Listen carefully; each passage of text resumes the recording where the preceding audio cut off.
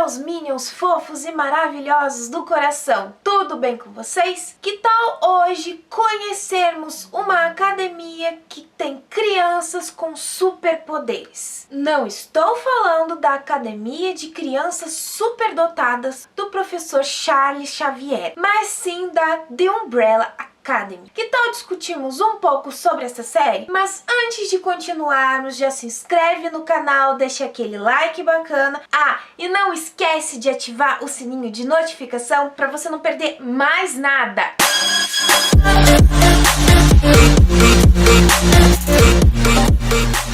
A série The Umbrella Academy é um original da Netflix que estreou no dia 15 de fevereiro de 2019 no streaming. A mesma conta a história de 7 crianças que foram adotadas por um bilionário que as treinou desde pequenas para se tornarem super-heróis. Os anos vão se passando e a família vai se desmontando. Um tempo depois, eles recebem a notícia de que o pai deles havia falecido, então eles voltam a se reencontrar. Quando a série começa, pessoal, ela vai nos apresentando os personagens e percebemos que em vez de 7, nos apresentam somente 5. Um tempo depois, nos apresentam os outros 2 que faltam. Esta série é baseada no HQ criado por Gerald Way e ilustrada pelo brasileiro Gabriel Bá. The Umbrella Academy, ela é muito parecida. Se você ainda não viu e começar a assistir essa série, vai perceber que ela é muito parecida com X-Men.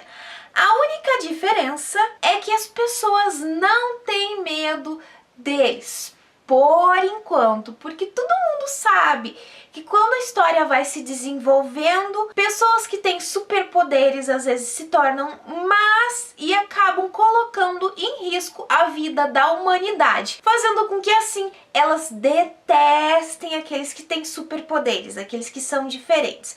Mas por enquanto, a primeira temporada desta série não demonstrou isso, em que todo mundo tem medo deles, que eles são aberrações, que eles são diferentes, nada disso. As pessoas, na verdade, quando você vai vendo a série The Umbrella Academy, as pessoas eram fãs deles, adoravam eles. Então, essa é uma das partes diferentes entre X-Men e The Umbrella Academy. Mas uma coisa assim que é muito parecida nesta série, pessoal, que eu comentei com a minha mãe, é a questão da casa onde eles ficam. Ela lembra muito a casa onde o professor Xavier cuida das crianças. Não é exatamente igual, algumas coisas são diferentes, mas ela é muito parecida. Então, você vai ver muitos pontos parecidos dessa série do Umbrella Academy com X-Men. Esta série, pessoal, eu tenho que admitir que, no meu ponto de vista, ela é um tanto confusa. E talvez por ser um tanto confusa, não tô dizendo, meu Deus, é um bicho de 7 cabeças que você não vai entender. Ela é um tanto confusa por causa dos ocorridos, por causa de coisas que ficaram vagas, mas foi somente a primeira temporada. Mas como eu tava dizendo, é por causa de talvez essa ser um pouco confusa e às vezes até em certo ponto parada, que existiram pessoas que falaram comigo que ou desistiram da série no segundo episódio ou acharam mais ou menos. Não vou negar, pessoal, que quando eu assisti o primeiro episódio dessa série, eu sinceramente fiquei bastante confusa, tanto eu quanto a minha mãe. Mas se tratava somente do primeiro episódio. Então, assim, eu não tirei conclusões precipitadas dessa série no primeiro episódio. Continuando a assistir a série, eu cheguei realmente à conclusão de que a série, ela é confusa. Como eu disse, ela conta certas coisas que você começa a acompanhar, que fica sem uma explicação, você não entende por que determinado personagem aconteceu isso, o que aconteceu com outro personagem. Mas em outros pontos ela começa a explicar algumas coisas. Um bom exemplo é a questão do personagem do Klaus, que quando você vai assistindo essa série, você fica se perguntando, Tá, mas como é que funciona exatamente os poderes dele? Eu não tô entendendo nada. Ele é um super-herói, mas você nunca vê ele usar os poderes dele realmente na série. Praticamente você vê a série inteira e você fica meio que nessa dúvida de como funcionam mais ou menos os poderes dele. E quando você vai assistindo, vai se desenvolvendo os episódios, você entende melhor como os poderes do Klaus funcionam. Mas existem outras coisas que ainda ficaram a ver navios, vamos dizer assim, que ainda me deixaram a ver navios, que eu fiquei confusa.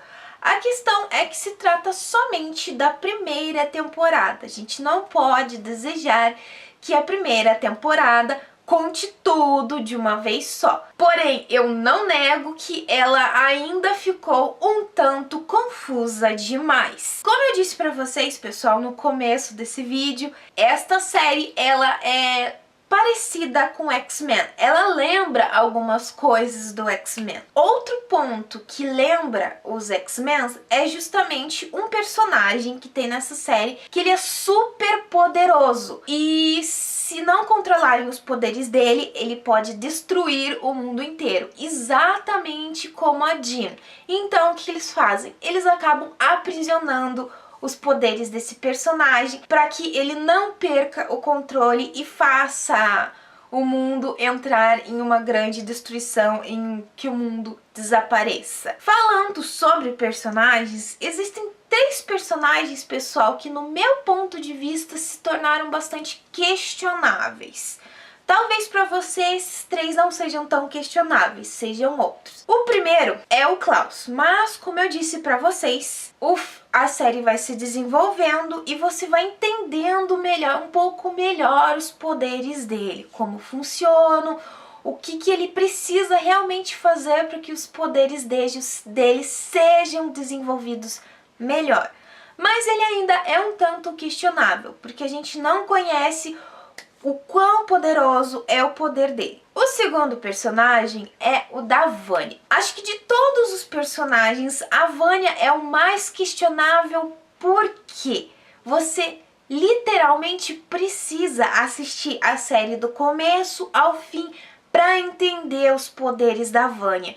Então realmente você não chega numa conclusão assistindo o primeiro ou o segundo episódio. Você tem uma dúvida sobre ele, como é que esses poderes da Vanya funcionam. Então, assim, de todos eles, eu acho que realmente ela é uma das mais questionáveis. E você só consegue entender o personagem mesmo no final da série, no final do último episódio da temporada. O terceiro e último que me deixa, né, com questões que é um tanto questionável é o 5. De todos os personagens, o 5 é o único que não tem nome nessa série. O nome dele é justamente 5. O que torna o 5 questionável no meu ponto de vista?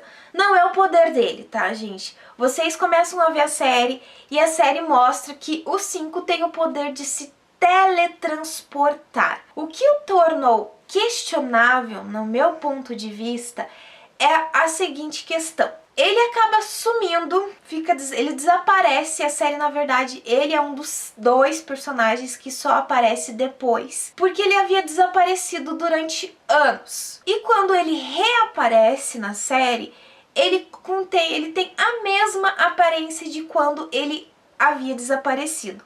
Ele volta como um adolescente. Então isso que me tornou o 5, no meu ponto de vista, um tanto questionável. Por que ele continuou com essa aparência?